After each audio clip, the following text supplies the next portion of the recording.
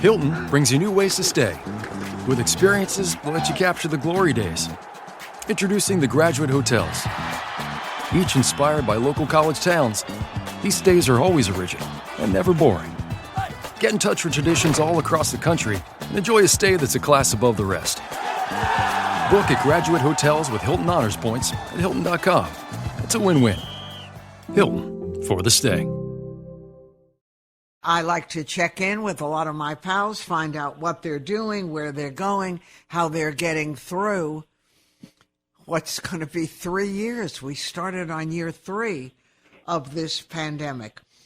And you know, you've heard her before on the air, a longtime contributor to the Today Show, has done tons of TV, award-winning animal advocate, and a businesswoman, too, the one and only Jill Rappaport. So, Jill, it's catch-up time, and I always like to check in. How many horses do you have now?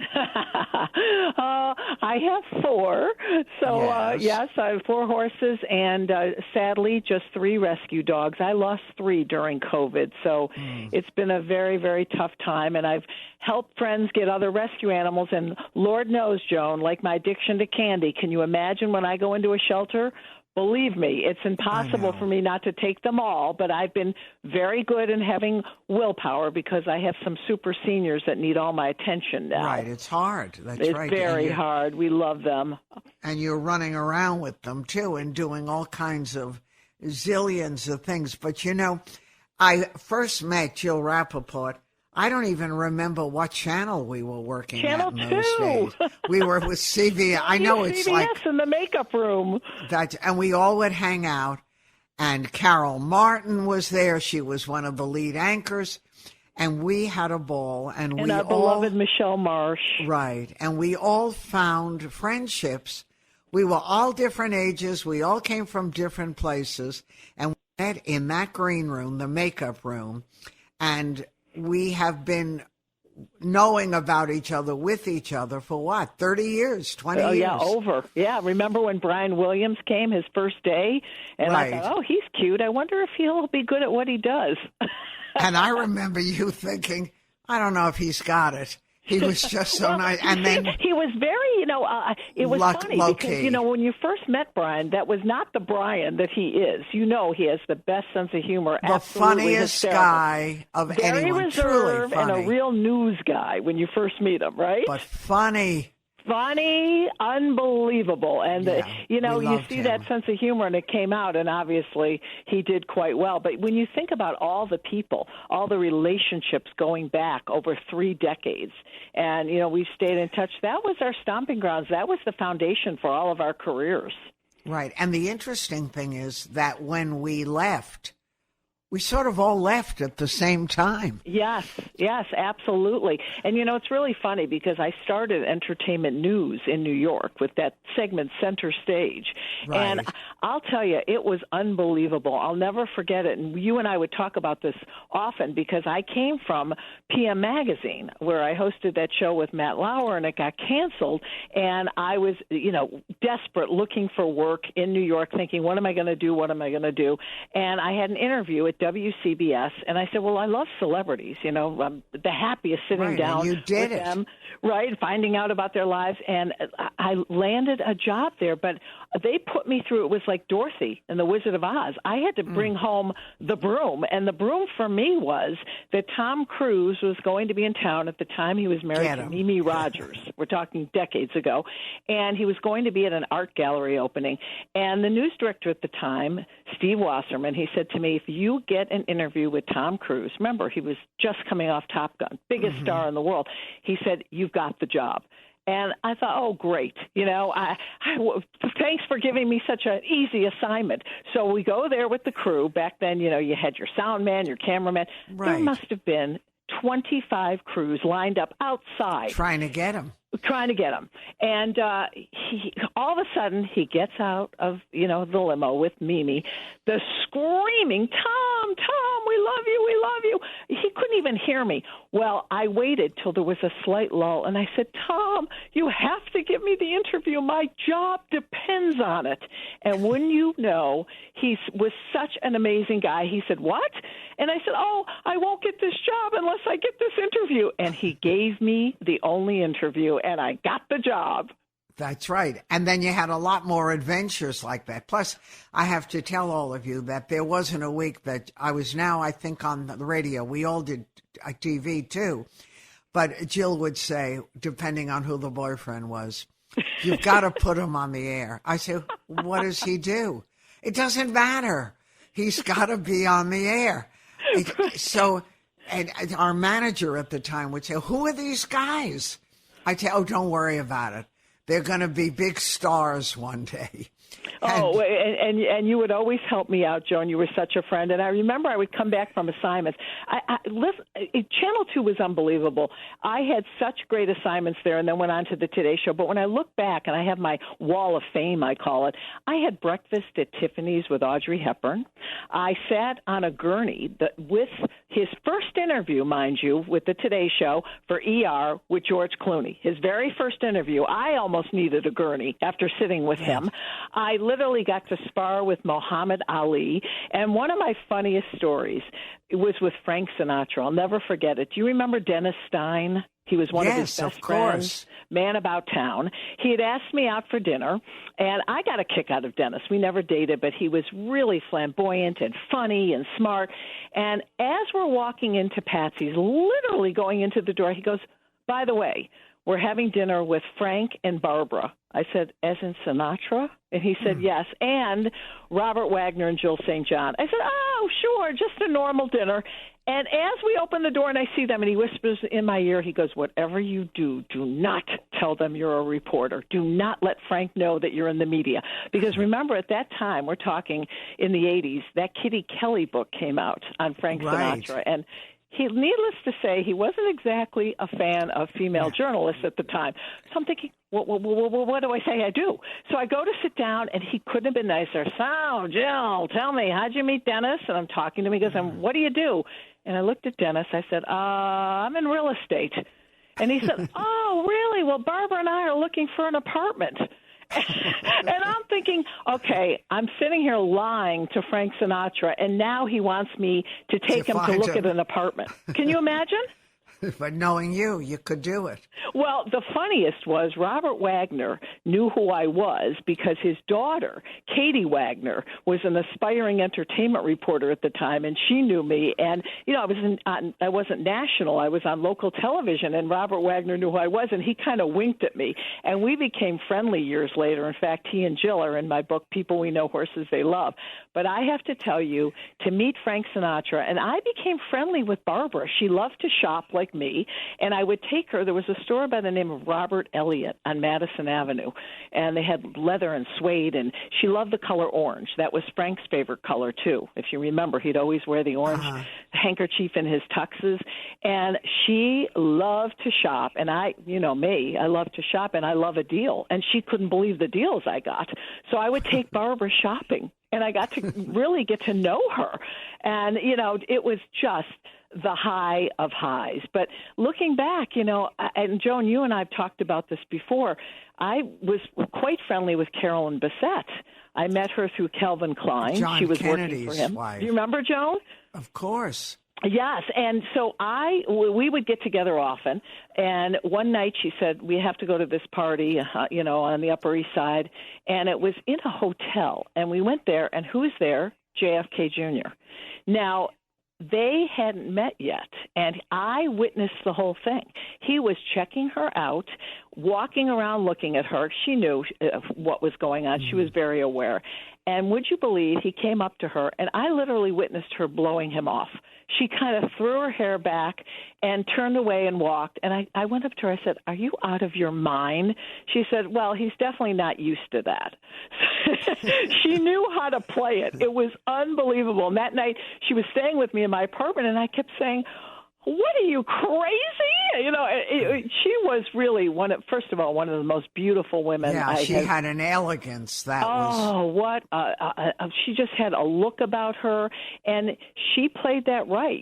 She wasn't going to be like every single woman in the world and throw themselves at him. But she went the opposite. She basically blew him off. And you know what happened, the love story that ensued after.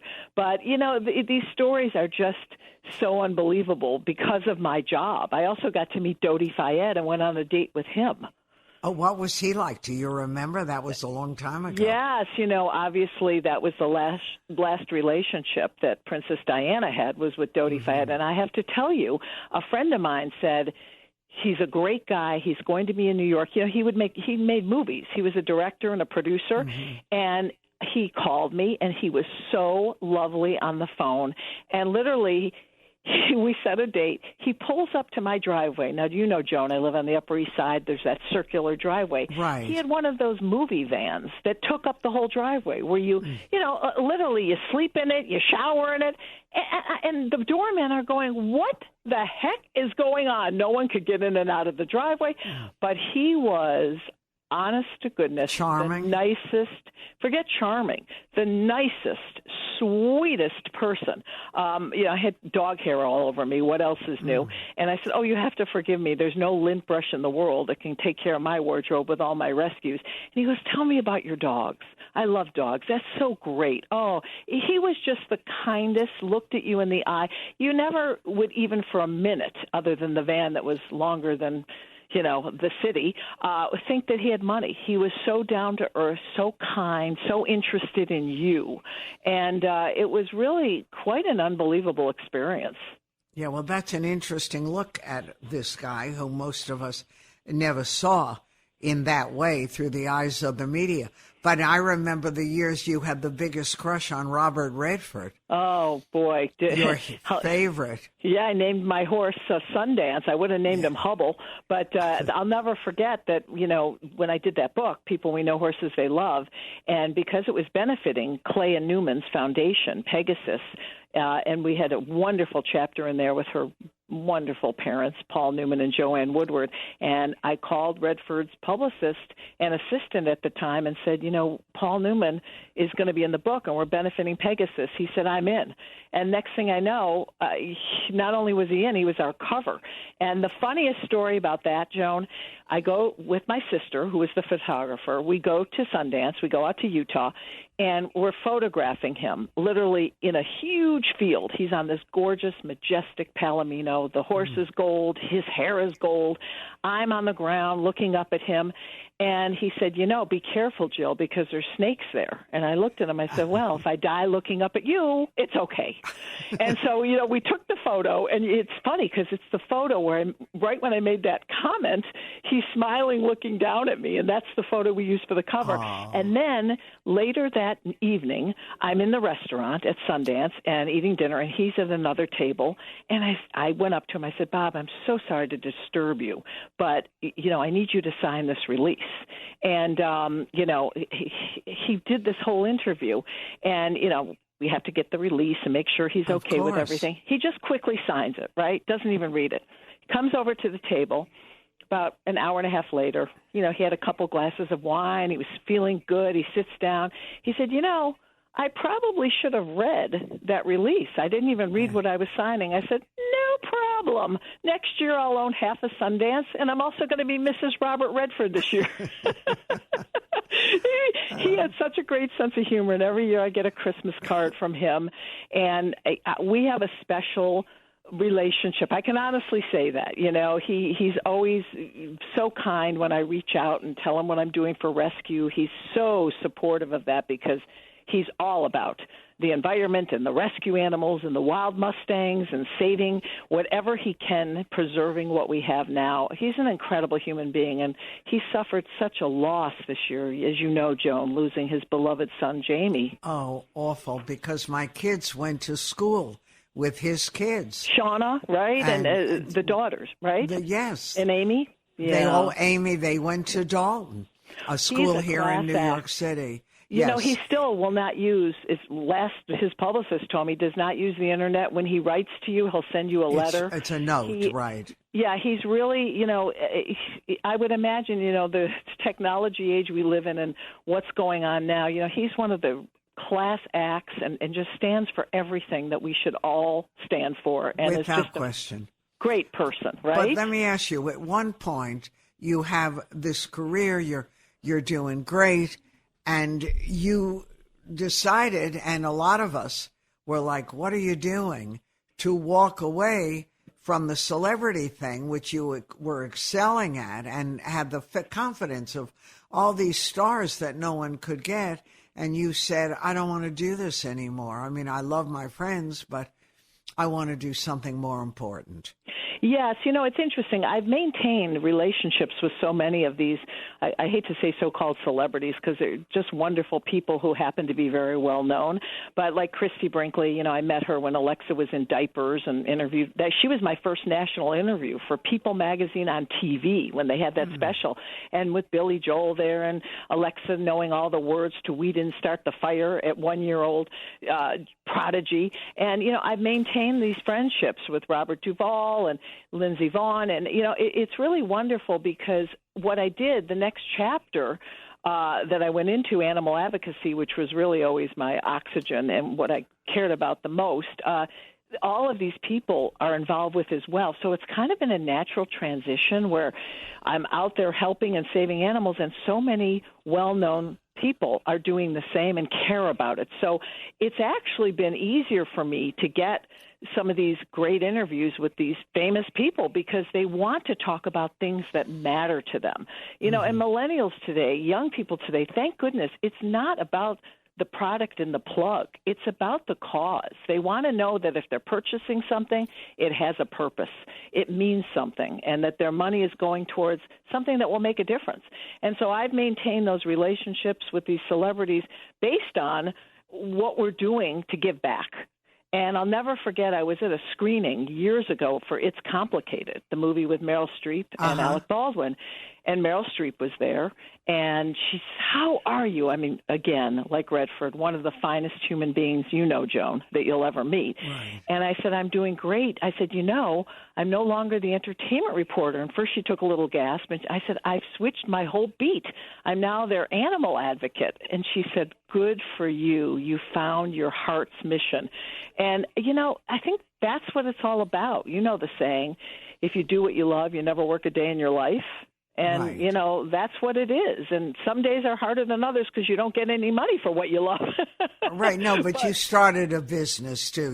You developed leashes for rescue. I mean, they're all for a good cause, but you turned this passion, you know, into not only giving back, but into a business that can make a difference. Right. Well, that's what I've been working up and gearing up to this for years because I created all these products, and we're just now, it's brand new for your listeners, petproductswithapurpose.com, a whole website devoted to every product, and everything on there is giving back, and all our models are up for rescue and adoption, and it's never been done before. I can honestly say I've reinvented the wheel in that respect, and I'm so excited about this because the products are amazing. Their models are going to hopefully get a home from it, and we give back to shelters and to rescue groups. So I'm very, very proud of this. And like I said, we've got great stories on there, and celebrities will be involved. And wait till you see Joan. I cannot wait to get for your beloved fur angel one of my light-up leashes. You can see your dog a mile away. We have 3 speeds, marquee lighting. It comes with a charger and sayings like opt to adopt, I'm a pound hound, be bold, go old, because I'm all about the seniors. And I'm really trying to do things, again, it's not about buying the product just to buy. It's about giving back and saving a life. So I'm hoping it will do well, and more important, just like the initiative I just launched with ARF, we want to get the underdogs out of the shelters. It's hard, not puppies. Yeah, we're focusing, thank God. I had the opportunity to meet the beloved Betty White. It's all about seniors, special needs, and the underdogs, the pit bulls, the ones nobody wants. So, we've got to change that. We have to change that perception and let people know how wonderful they are so they're not languishing in shelters forever. Right. Well, good luck, Jill Rappaport. We'll talk to you very soon. In fact, it's almost Annabelle, my very neurotic but wonderful standard poodle. She's going to be 10. I can't believe my standard poodle's going to be 9. Oh, can you believe it? No, I can't. And she runs like crazy on the beach, everywhere. Well, She's got if it's the any energy. consolation to you, Annabelle's, a little crazy, and a crazy personality and outgoing, and sometimes, a little too outgoing. They say that those live the longest. The ones that have the feistiest personality tend to thrive longer. So Annabelle should be around for decades. God bless her. All right, Jill. We'll talk again very soon. Okay, thank you, Joan. I'll see you. All the best. That's Jill Rappaport.